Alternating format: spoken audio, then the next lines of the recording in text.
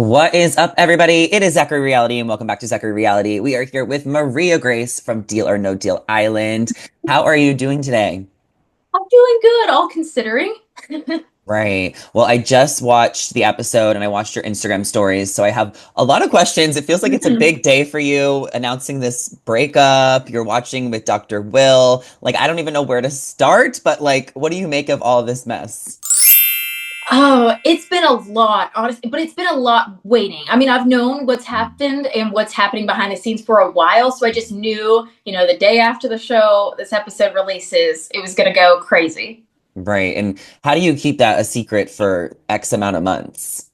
It is hard. I mean, my immediate family like knows everything that happened pretty much to the T, but friends and like they don't know anything. So it's been really hard. And it's been interesting to see them all text me. Because last night they were like, I'm so worried for you. I'm so worried. And I'm like, yeah, you need to be worried. You need to. You should be.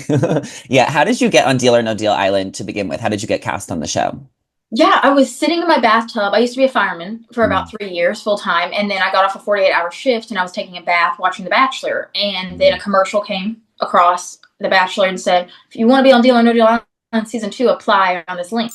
So mm. while I was in the bathtub, I just applied on the link and answered the questions just super outrageously and funny. And then I heard Right. back.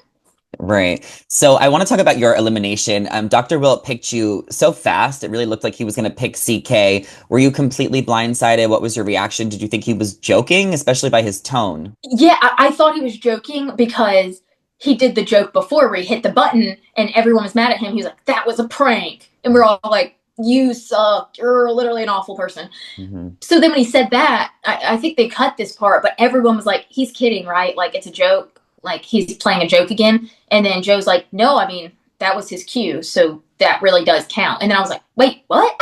And then he just walks off. So surprise was an understatement.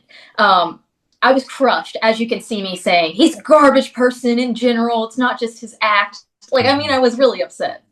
Why did you think he picked you?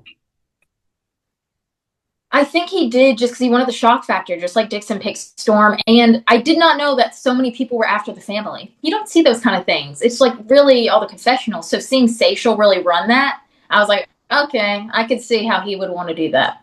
Right. I don't know why he would pick you either. I feel like that was his chance to get revenge on someone that he didn't like. You didn't have any issues Yeah. with him, so it didn't really make sense to me. But he's just so extra. I'm so confused how you guys are friends now, why you're watching it with him. He offered you a job. Like, how do you go from like being around someone so awful to like being friends with him and calling him normal? Okay, he's not normal. Right. He's definitely not normal. But funny enough, I'm actually doing the interview in his house right now. But after the show, after filming, we stayed in touch, and he offered me a job while we were filming because he was like, "You really want to?" I talked to him about wanting to get out of the fire service and doing a change of career. He's like, "I own like a very very big dermatology like clinic like company. It's huge. Like, if you want a job, I'll give you one." But a Hmm. lot of people say things in a game, so I didn't really believe him. And then after filming wrapped, and then we got to see everyone, he told me that he's like, I'm really serious about that job. If you want to move to LA and get out of your small town, like, I will do it. And I was like, okay, whatever. Because, I'm pissed. So I get home, 2 weeks go by, and he emails me with like all the executives in his work for his work. And he's like, please give this person a job, like, whatever. Like, she needs an interview, like, today. I took the interview. I flew out to Los Angeles, where I live now, did an in-person interview and stayed with him and his family. And then I got the job, and now I live like 5 minutes from him. It's just crazy. So you water all under the bridge, you forgive him. Like, what was it like watching it back with him? It was actually really tough because since I'm West Coast time, I watched it with all my family back home and East Coast time, like on FaceTime, and I was crying. I was crying watching it. But then I came over to his house and watched it with his family, and I came over and I was like, dude, like, I'm really mad. Like, I'm really upset with you. Like, it was hard. And he was like, well, I left you a gift on the kitchen table. So he brought me like all of these Rice Krispie treats and like a nice bottle of champagne and flowers. He was like, I'm immensely sorry. So he's apologized more than He could he have. can. I mean, I don't know what else he could do. Right. So I mean, he literally got you a job and got you out of your hometown. So in a way, yeah. we should be thanking him. Um mm, It's the least he could do. yeah, it is the least he can do. He should have gotten me a job. He should have bought me flowers.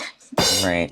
Let's talk about Storm. What happened after the show? Because I really felt like you guys had a strong connection and you kissed him goodbye. So what went down after? Truthfully, we did have a really strong connection. I think a lot of people, when they think about reality TV, they think showmances are all fake and it's just for views, like all that. Truthfully, we did. We really did fall for each other. And then now, since I'm eliminated, we got to spend about a week on the island together in a hotel, unlimited food, unlimited free drinks. We got to party it up. So we had a great time.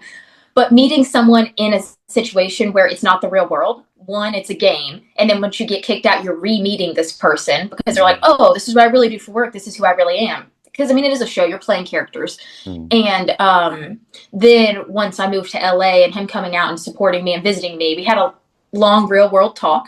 And he left with some things up in the air. Mm. And then we recently talked, and I'm not going to go visit him in Austin if Mm. that isn't apparent, but he's really great. I have no bad words to say about him. He's awesome. It's just you can't choose who you like on both sides. You can't. And if I could choose, it would be him. So you'll just be friends. Yeah, we're just going to be friends. Okay, yeah. I mean, you really got close with Dr. Will after, so who knows what could happen, right? Um, who are you Oh rooting my gosh. who are you rooting for moving forward? Who do you want to see win the show? Well, when I left the island, I thought Seisha was hilarious. I think she's so funny, and we didn't have any strategic gameplay, but we did. We were friends and we talked a lot, so I was rooting her on. But now looking back, she was like the behind the scenes puppet master of the whole thing. Mhm. Right. So are you rooting for Parvati? Like who would you want to see win? Probably Seychelle. I know that's like crazy to say, but I truthfully, because I knew Parvati was a Survivor player ish. Hmm. Um, David is like a handsome model, what she told me. I was like, he's gonna be fine if he doesn't win. And Dixon, he kicked Storm out, so I was pissed. So it was probably gonna be Seychelle.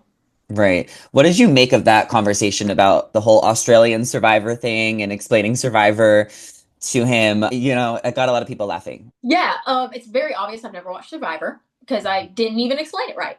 Right. But watching it back and me saying, Parvati won Survivor. I mean, she told me she won. And he's like, huh? Oh, really? Like watching it back and seeing how I never caught his reactions and him being like, so if you win Survivor, you're basically golden? I was like, yeah. And then now knowing he's the golden god, it's hilarious. I hope people make fun of me. I'm making fun of myself. It's hilarious. It's one of my favorite clips. What was your favorite thing you learned about yourself from this experience to kind of wrap us up here? You can be a nice person in real world, but nice girls don't win. And go pre-order Parvati's book, Nice Girls Don't Win, because that's Right. true in reality TV. Nice girls don't win. Well, I must say, I'm also really excited to see who the banker is at the end of the season. It was so interesting last season to see it be Howie, so I have no idea who they're going to come up with. So I'm looking forward to that and looking forward to seeing how the rest of the season plays out. Thank you so much for chatting with me. Where can everybody find you and follow you and come see you at Dr. Will's office? Yeah, Dr. Will's office. Yeah, no, if anybody wants anything from Laser Away, you can DM me on Instagram. That would be really helpful. Maria.grace 00 for Instagram, Maria.grace 000 for TikTok. Ooh, okay, well, thank you so much for chatting. I'll see you soon. Hopefully, I might need some laser. Yeah, yeah, seriously, come to me. I will. All right, bye bye.